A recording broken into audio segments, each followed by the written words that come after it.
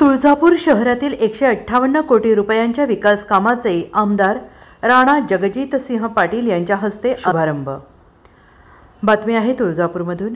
श्री तुळजाभवानी चरणी 158 कोटी रुपयांच्या कामाचा शुभारंभ 11 मार्च रोजी आमदार राणा जगजितसिंह पाटील यांच्या हस्ते करण्यात आले आहे आणि इतर योजनेतील 33 कोटींची विकास कामे अंतिम टप्प्यात असल्याची माहिती देण्यात आली आहे। तर राज्यात महायुतीचे सरकार जनतेच्या प्रश्नावर आणि विकास कामावर भर देत आहे, तर केंद्रात देखील आपले सरकार लोकांच्या हिताचे निर्णय घेत असल्याची प्रतिक्रिया आमदार राणा जगजितसिंह पाटील यांनी व्यक्त केली आहे। यावेळी तुळजापूर शहरातील महायुतीतील सर्व पक्षांचे पदाधिकारी मोठ्या संख्येने उपस्थित होते।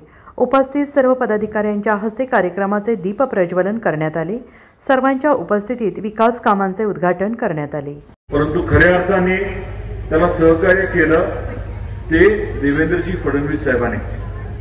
आधी निर्णय झाले होते, परंतु प्रत्यक्षात जी अपेक्षित अंमलबजावणी होती पाणी आपल्याकडे आणण्याची, ती मात्र प्रलंबित राहिली। रामदरासारखं साठवण तलाव प्रचंड मोठा पाणी साठा होईल असं आपला प्रकल्प जो आहे तो पूर्ण झाला, परंतु पाणी पश्चिम महाराष्ट्रातनं आपल्या रामदरापर्यंत आणण्याचं काम जे आहे ते मात्र पूर्ण झालं नव्हतं। तुम्हालाही माहिती आहे, आपलं सरकार आलं, कधी आलं?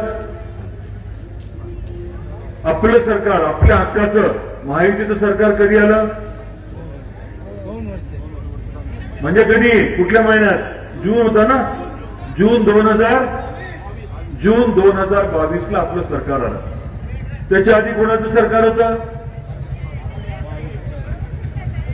ठाकरे साहेबांचं सरकार होतं। मग ठाकरे साहेबांच्या सरकारने आपल्या जिल्ह्यासाठी, आपल्या भागासाठी काय केलं?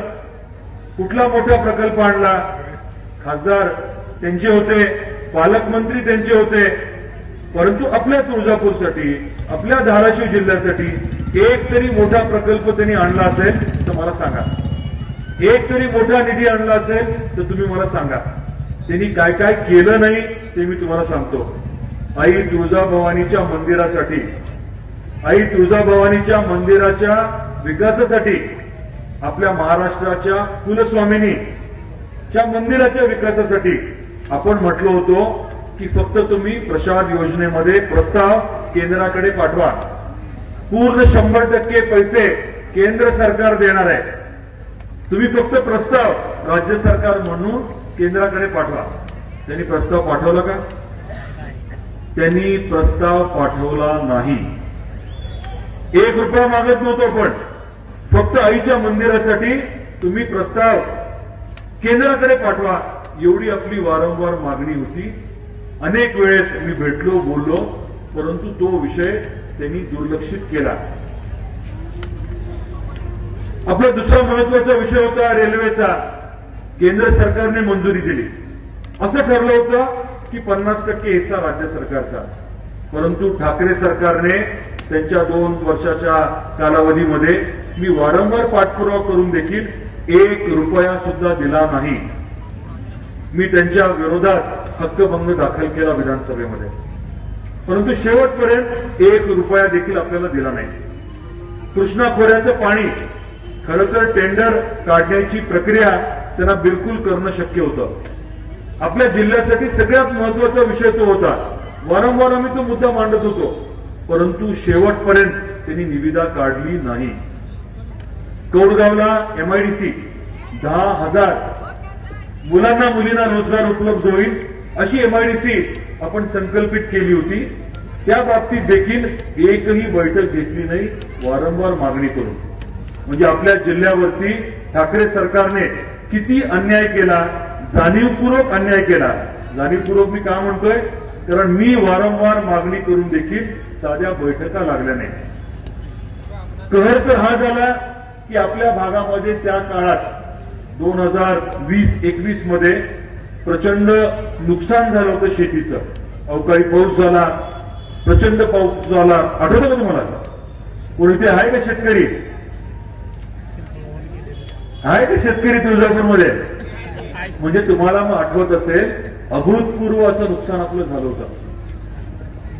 पीक विम्याच्यासाठी मी बैठक लावा म्हटलं, विमा कंपनीला समोर बोलवा म्हटलं, आपण मार्ग काढू म्हटलं, मी बोलतो, मी त्यांच्या चुका दाखवतो म्हटलं. परंतु ठाकरे सरकारने एकही बैठक आपल्या विम्यासाठी लावली नाही. शेवटी आपल्याला कोर्टात जावं लागलं. अजूनही कोर्टात आपण लढतोय. आता आपलं सरकार आल्यानंतर काय झालं हे देखील तुमच्या समोर मांडायला हवं. 1300 कोटी मंजूर झाले. प्रसाद योजनेच्या बाबतीत देखील आपला प्रस्ताव केंद्रापर्यंत गेला. केंद्र सरकारने प्रसाद योजनेमध्ये देखील आपल्याला 100 कोटी मंजूर केले. वेगवेगळ्या माध्यमातून आपल्याला तुळजापूरचा कायापालट करण्यासाठी निधी उपलब्ध झाला. आपलं सरकार आलं, महायुतीचं सरकार आलं आणि तातडीने जो राज्य सरकारचा हिस्सा होता रेल्वेसाठी तो त्यांनी उपलब्ध करून दिला. टेंडरिंग झालं. आता तुळजापूर धाराशिव रेल्वेचं काम जे आहे ते लवकरच सुरू होणार आहे. युद्ध पातळीवरती काम चालू आहे आणि जून जुलैमध्ये सीना नदीमधनं घाटणे बॅरेजवरती आपण पाणी उचलणार आहोत आणि ते पाणी याच पावसाळ्यात आपण रामगडापर्यंत आणणार आहोत. आपण तामिळवाडीला 350 एकरची MIDC मंजूर करून घेतली आहे. सोलापूरचे उद्योजक मोठ्या प्रमाणात तिथे गुंतवणूक करायला तयार आहेत. कारण मराठवाड्यात आले की त्यांना प्रचंड सवलती मिळत आहेत. तिथे देखील 10,000 मुलांना मुलींना रोजगार उपलब्ध करून द्यायचं आपण ठरवलंय. आपण हे सर्व नियोजनबद्ध करतोय. आपल्या तुळजापूरचा विकास, आपल्या धाराशिव जिल्ह्याचा विकास कसा करायचा आहे याच्या बाबतीमध्ये आपला रोडमॅप तयार आहे. एकीकडे MIDCच्या माध्यमातून अगदी आपण गोर्टीला नळदुर्ग जवळ देखील MIDC करतोय. जवळजवळ 6 MIDCचं नियोजन आहे. दुसरीकडे आपण धार्मिक पर्यटनाला भर देतोय. मी मगाशी उदाहरण दिलं, मोदी साहेबांनी वाराणसीचा जो कायापालट केला त्याच्यामुळे तिथे येणाऱ्या भक्तांच्या संख्येमध्ये 10 पटीने वाढ झाली. आणि तुम्ही ऐकून हैराण व्हाल की आज वाराणसीला जाणारे जे भाविक आहेत त्यांची संख्या जर बघितली तर गोव्याला जाणाऱ्या पर्यटकांपेक्षा जास्त संख्येने भाविक वाराणसीला जात आहेत. आपल्याला देखील तेच करायचंय. आता साधारण 1 कोटी भाविक आपल्या तुळजापूरला येतात. ती संख्या आपल्याला 3 कोटीच्या वर न्यायची आणि आलेला भाविक जो आहे तो 2-3 दिवस इथे राहावा या अनुषंगाने आपलं नियोजन आहे. इथे राहायला की इथल्या अर्थकारणाला बळकटी मिळणार आहे आणि त्या अनुषंगाने आपलं सर्व नियोजन चाललंय. इथलं अर्थकारण जे आहे सुदृढ व्हावं. इथे ज्याला लाखभर रुपये मिळत आहेत त्याला 2-3 लाख कसे मिळतील यासाठी आपले प्रामाणिक प्रयत्न चाललेत आणि या प्रक्रियेमध्ये तुमचा सहभाग जो आहे तो अतिशय गरजेचा आहे. आपण छोटे छोटे विषय मार्गी लावतोय. छोट्या छोट्या विषयांकडे आपण लक्ष देतोय. अगदी RO प्लांट पासनं शौचालयापासनं पुढे जाऊन आपण विचार इथे अभ्यासिका कशी सुरू करता येईल, आपल्या मुलांना MPSC UPSCची तयारी इथे कशी करता येईल, आपल्या ज्या माता भगिनी महिला आहेत त्यांच्यासाठी वेगळं जिम्नेशियम कसं करता येईल, लहान मुलांना खेळण्यासाठी वेगळं आपल्याला काय नियोजन करता येईल, असे देखील विषय आपण हाताळतोय. आपण अहिल्यादेवी होळकरांचा इथे मोठा पुतळा आपल्याला करायचा आहे. त्याच्या अनुषंगाने काम चाललंय.